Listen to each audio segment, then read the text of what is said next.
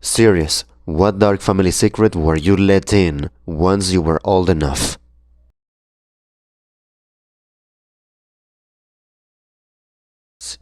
The following compilation of stories is just your regular AskReddit thread, in which you read a long plethora of captivating stories and a myriad of dark gossip-like testimonies.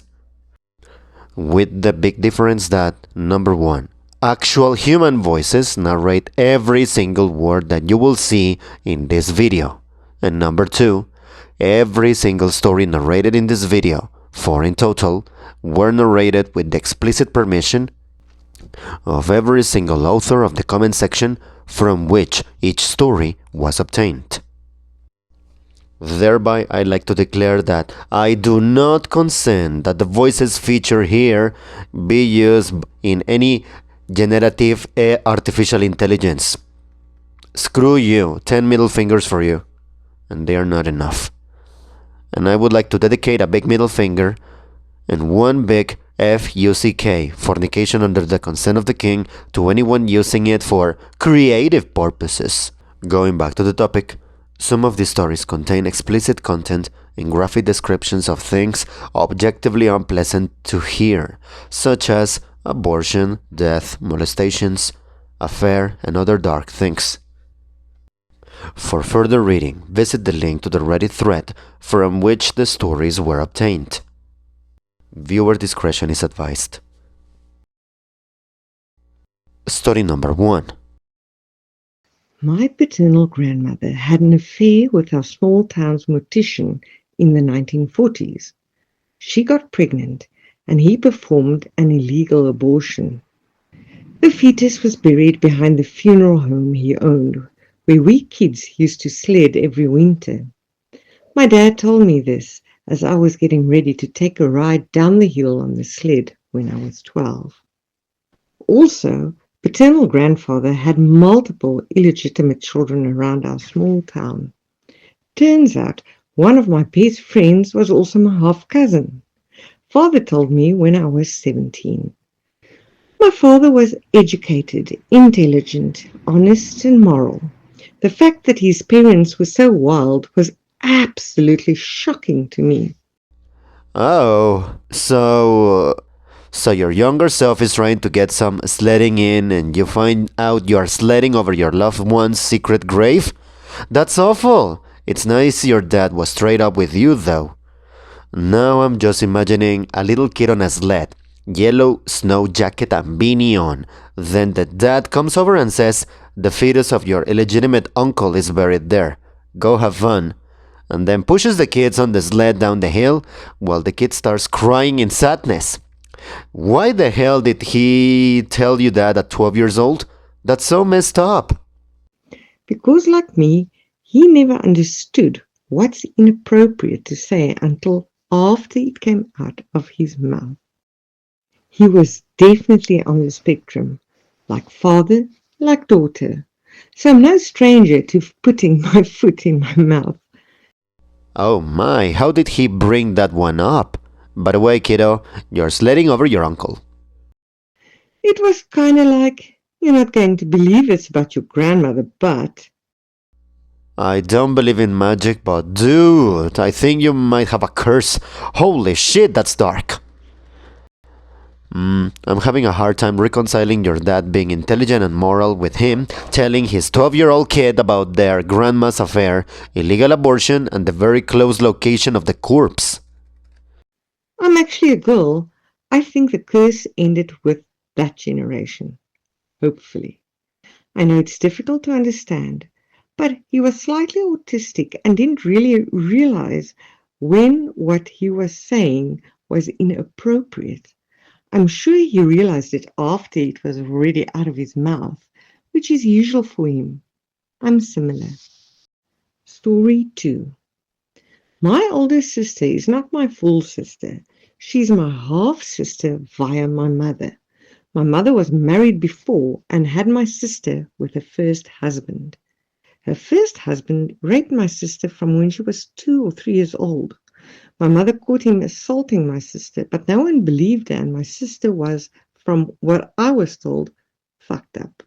My mother divorced him and he tried to get custody of my sister, so she ran away with my sister, even cutting contact with her own family to keep my sister safe.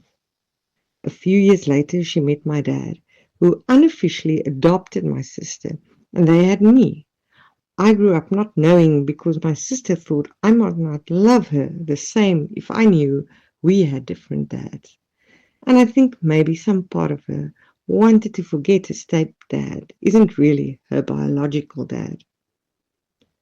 The only reason I found out when I was 20, is because somehow my sister's biological grandmother found my mother's address and called.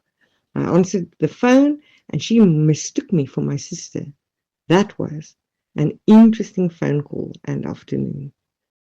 There are so many stories here of people just ignoring shit. Kudos to your mom for fighting and sacrificing to keep your sister safe. She's an amazing woman. Story number 3. My uncle was actually my cousin. He was kidnapped as an infant, and when he was returned a year later, my aunt didn't want him back. My grandparents adopted him, so he was legally my uncle. Kidnap and then they didn't want him back? What the hell? Excuse me for asking, but was the kidnapping legit or was it set up to get rid of him? This is so sad. My aunt was a real piece of work. To backtrack a moment, this side of my family isn't biological. Technically, my dad is my stepdad, but he raised me from toddlerhood, and he's my dad. Pure and simple. All of his family treated me as one of their own. Except my aunt. She would always tell my grandparents that she just couldn't understand how they could love me because I wasn't blood family. I had no idea why she didn't want her son back. It was a familial kidnapping, non-custodial father. When my cousin was returned, she ditched him with my grandparents and got back together with her other half. When I was a teenager, my grandma called my dad, crying. My aunt was doing some digging and discovered she and my dad were adopted.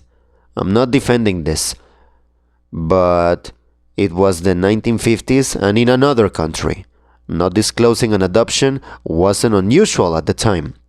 My aunt threatened to tell my dad, so my grandma called and said that they were adopted. My dad's reaction was literally, "So?" My aunt never spoke to my grandparents again, and my cousin turned out exactly like her. And so all those years of not liking me because I am not blood backfire, because she isn't blood either. Even before your aunt found out about being adopted, it was already weird she disparaged you for not being blood family, but at the same time turned her back on her blood son. That woman has a lot of work to do on herself. Oh yeah, very true. I've always thought there had to be some mental health issues going on. She would overreact to what should have been non-issues. Even in mundane conversations, it was constant hysterics. My grandparents passed 3 weeks apart, my grandma being first. We were overwhelmed trying to handle everything on top of caring for my grandpa at home. We asked my aunt if it would be possible to come help for a few days. She said the 3-hour flight would make her sore. She was in her 30s and in excellent physical health. Never heard from her again, and that was 26 years ago. Story number 4. Huh, y'all stories are wild. Mine is super tame. When I was in my early 20s, I found an old photo of someone in my family, of someone in a family album I didn't recognize. When I asked my mom about it, she said, "Oh, that's her Aunt Gloria." Then she lowered her voice, even though we were alone, and added, "She's a nudist." Poor Aunt Gloria just wants to be a nudie lady, and everyone like she's a leper. I aspire to be a Gloria. Yeah, in a world of not glorious, be a Gloria. We need nerdy. How else would the park run? Check the vending machines. Can she not put a dress on and come join the normies a couple of times a year? Lol. I'm dumbfounded that this would be a reason for excommunication. We aren't even super religious or particularly uptight. I reach out to her once to open up dialogue and let her know I don't care if she wears clothes or tissue boxes as shoes. I'd like to get to know her. Never heard back. Either she got it and doesn't want anything to do with the lot of us, I wouldn't blame her, or she moved to another naturist colony. Like they're a bunch of feral cats. Lol. I did make it known if she is ever tracked down, I'd like to know her. She sounds like a hoot. My cousin is a nudist and posts on Facebook with stickers covering the goodies. So my conservative family stopped inviting her to family get-togethers. I, on the other hand, still hang out with her and invite her to my parties. Yay, exactly. Nudie people are people too. Yay.